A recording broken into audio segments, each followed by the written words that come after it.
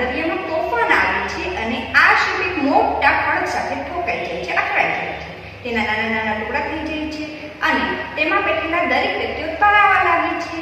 હવે તેમાંથી ગુલિવર નામનો એક વ્યક્તિ જ માત્ર કિનારા સુધી પહોંચી શકે છે અને જ્યાં તેની મુલાકાત 15 સેન્ટીમીટર નાના માણસો સાથે થાય છે. હવે આ નાનકડા માણસો તેને ખાવાનું અને પીવાનું તો આપે છે, પણ પછી આગળ શું થાય છે તે હવે આજે આપણે જોવાના છીએ. તો ચાલો સ્ટાર્ટ કરીએ. Walking will do me some good, he thought. ચાલવાથી મને થોડું સારું લાગશે, તેણે વિચાર્યું. હવે ગુલિવર સતત થાકી ગયો હતો અને તેના કારણે તે જકડાઈ પણ ગયો હતો. તેથી તેને લાગ્યું કે હવે થોડું મારે ચાલવું જોઈએ. But I cannot get up and so walking is not possible. પણ હું ઉઠી શકતો નથી અને તેથી ચાલવાનું પણ શક્ય નથી. Some tiny men went to the king of Lilliput and told him about Gulliver. કેટલાક નાનકડા માણસો લીલીપુટના રાજા પાસે ગયા અને તેમને ગુલિવર વિશે કહ્યું. વેન્ટ એટલે ગયા. હવે રાજા ગુલિવર વિશે સાંભળે છે અને પછી તે પૂછે છે, how big is he? The king ask. તે માણસ કેટલો મોટો છે? રાજાએ પૂછ્યું. He is very huge, he replied. તે ખૂબ જ મોટો છે, તેમણે જવાબ આપ્યો. તેમણે એટલે લીલીપુટના લોકોએ. Really? Go and bring him here, the king ordered. Really? ખરેખર? જાઓ અને તેને અહીં લઈ આવો, રાજાએ હુકમ કર્યું. બ્રિંગ એટલે લઈ આવો. ઓર્ડર્ડ એટલે હુકમ કર્યું. આઈ વોન્ટ ટુ સી હિમ. હું તેને જોવા માગું છું. સીઇંગ ઇઝ બિલીવિંગ, હી એડેડ. નજરે જોયું જ માનવામાં આવે, તેમણે એવું પણ ઉમેર્યું. એટલે કે રાજાનો કહેવાનો મતલબ એમ હતો કે જો હું મારી આંખે મારી નજરથી તેને જોઈશ તો જ હું સાચું માનીશ. The Lilliputians prepared a wooden carriage. લીલીપુટિયન્સ એટલે લીલીપુટના લોકો. પ્રિપેર્ડ એટલે તૈયાર કર્યું. વુડન એટલે લાકડાનું. કેરેજ એટલે ગાડું. લીલીપુટના લોકોએ એક લાકડાનું ગાડું તૈયાર કર્યું. It was about 3.5 meters long, 120 centimeters wide and 10 centimeters high from the ground. તે લગભગ 3.5 મીટર લાંબુ, 120 સેન્ટીમીટર પહોળું અને જમીનથી 10 સેન્ટીમીટર ઊંચું હતું. લોંગ એટલે લાંબુ, વાઇડ એટલે પહોળું, હાઈ એટલે ઊંચું. નાઉ lifting ગુલિવર and putting him on the carriage became a problem. Lifting એટલે ઊંચકીને, putting એટલે મૂકવો. પણ હવે ગુલિવરને ઊંચકીને ગાડામાં કઈ રીતે મૂકવો તે એક સમસ્યા હતી. With great difficulty he solved it. Great એટલે ખૂબ જ સખત. Difficulty એટલે મહેનત. ખૂબ જ મહેનત બાદ તેમણે તે સમસ્યાનો પણ ઉકેલ લાવ્યો. After a day's journey, they brought him to the king's court. એક દિવસની મુસાફરી કરીને તેમણે તેને રાજાના દરબારમાં હાજર કર્યો. જર્ની એટલે મુસાફરી. The king and his men said, "Ah, this man is really very huge." રાજા અને તેના માણસો બોલ્યા, આ માણસ તો ખરેખર ખૂબ મોટો છે. really એટલે ખરેખર. He is as big as a mountain. તે એક પર્વત જેટલો મોટો છે. As big as a mountain એટલે પર્વત જેટલો જ. They were afraid of him તેમને તેનો એટલે કે ગુલિવરનો ડર લાગતો હતો. અફ્રેડ એટલે ડર. હવે આપણે જાણીએ છીએ કે લીલીપુટ પ્રદેશના લોકો, તેના રાજા બધા જ માત્ર 15 સેન્ટીમીટર જેટલા ઊંચા હતા, જ્યારે ગુલિવર એ રેગ્યુલર માણસ જેટલો હતો.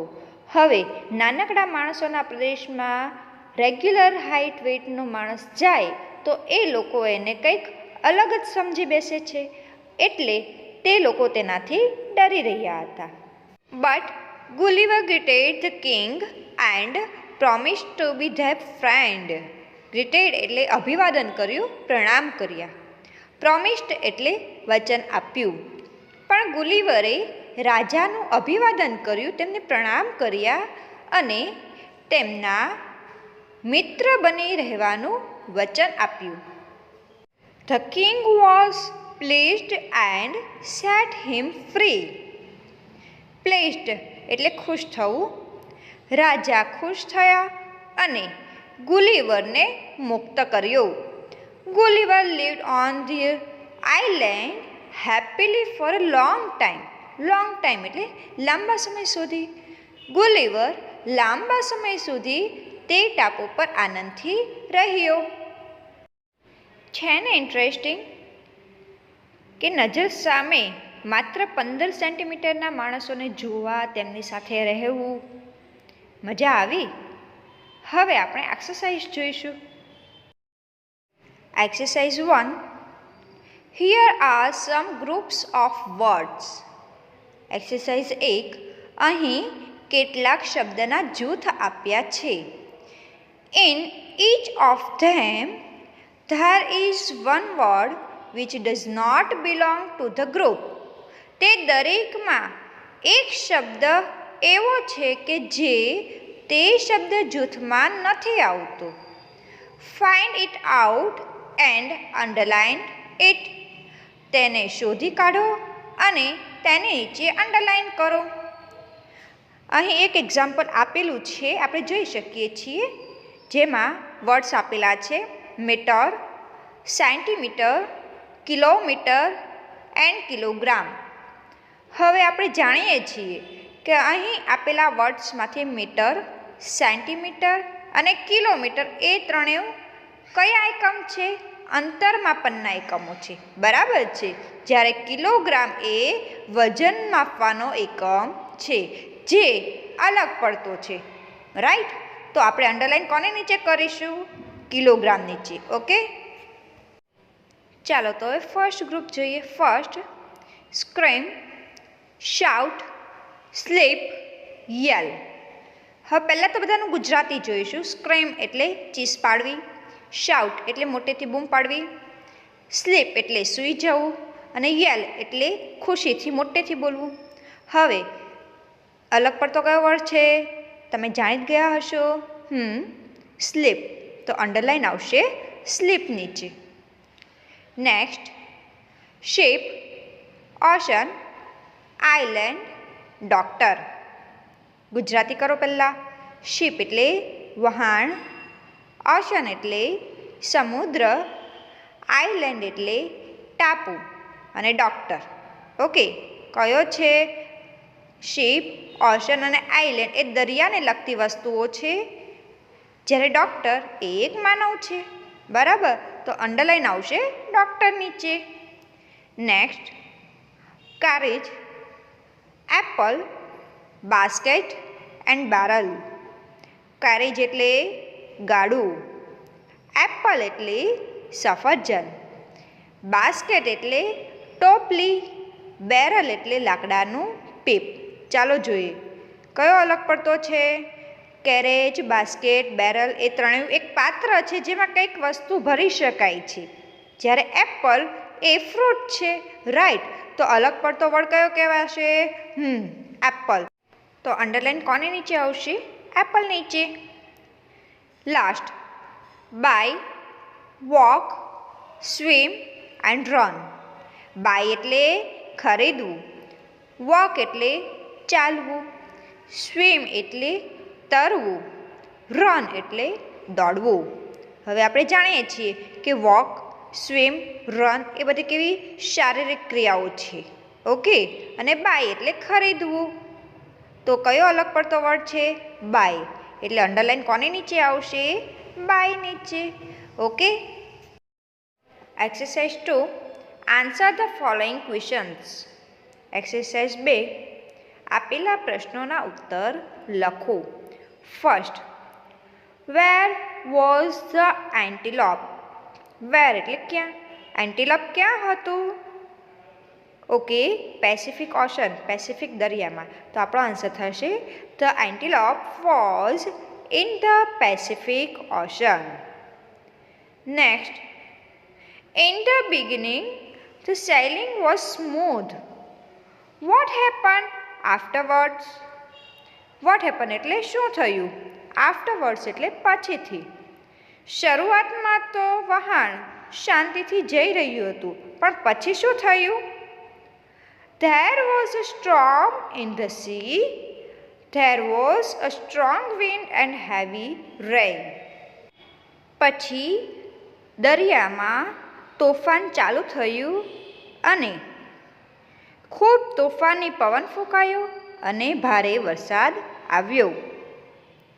Next, who was walking on Gulliver's body? who એટલે કોણ? ગુલિવરના શરીર પર કોણ ચાલી રહ્યું હતું? નાનકડા માણસો. તો આપણો આન્સર આવશે tiny men were walking on Gulliver's body. નાનકડા માણસો ગુલિવરના શરીર પર ચાલી રહ્યા હતા. Next, what did Gulliver do to get food? ગુલિવરે ખોરાક મેળવવા માટે શું કર્યું? શું કરેલું યાદ કરો? ઈશારો. ચાલો ઇંગ્લિશમાં આન્સર જોઈએ. Gulliver made signs of eating to get food. ગુલિવરે ખોરાક મેળવવા માટે ખાવાનો ઈશારો કર્યો. And last, what did the king say about Gulliver? રાજાએ ગુલિવર વિશે શું કહ્યું? શું કહેલું યાદ કરો કે ગુલિવર કોના જેવો મોટો છે? પર્વત જેટલો. ઓકે, ઇંગ્લિશમાં જોઈએ. The king said that Gulliver was as big as a mountain. રાજાએ કહ્યું હતું કે ગુલિવર પર્વત જેટલો મોટો છે. સમજાય છે ને ફ્રેન્ડ્સ? હવે આજનું થોડું હોમવર્ક નોંધી લો. Homework, read the following paragraph and answer the questions. નીચે આપેલો પેરેગ્રાફ વાંચો અને તેના પરથી પ્રશ્નોના જવાબ લખો. ફ્રેન્ડ્સ, અહીં જે પેરેગ્રાફ આપેલો છે ને તેના પરથી તમારે તમારી નોટબુકમાં ક્વેશ્ચન્સ અને તેના આન્સર બંને સારા અક્ષરે લખવાના છે. ઓકે.